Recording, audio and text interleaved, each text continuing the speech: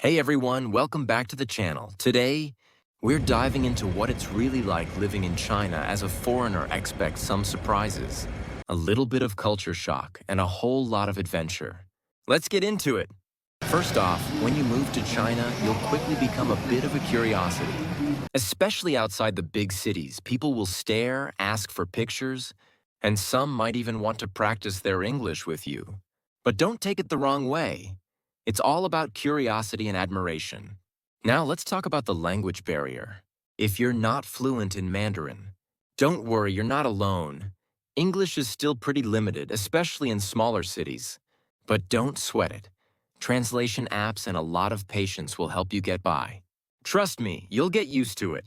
Living in China is surprisingly affordable. Well, depending on where you're at. If you're outside of Beijing, Shanghai, or Shenzhen, rent can be super cheap. And even in those bigger cities, living costs are generally lower than back in the States, especially when it comes to food and transportation. Speaking of transportation, China's public transport is next level. Fast, efficient, and incredibly affordable. You'll quickly get used to hopping on the subway or high-speed trains to zip around. And hey, don't forget Didi China's Uber because, let's be real, it's a game changer. Mobile everything is a huge part of daily life here. Whether you're ordering food, paying for coffee, or splitting a bill with friends, WeChat Pay and Alipay are your new best friends. Carrying cash? That's so 2010. Let's talk about the food. Oh, the food. From the spicy heat of Sichuan to the sweetness of Cantonese dim sum, China's food scene will never disappoint. But here's a heads up. Some dishes might be a little unexpected. Ever tried duck blood soup? Yeah, it's a thing. One of the coolest things about living in China is the active social life. Expats tend to form tight-knit communities, and there's always something going on, whether it's a language exchange, sports league, or a weekend BBQ with friends. You'll never be bored. Health-wise, you're covered too.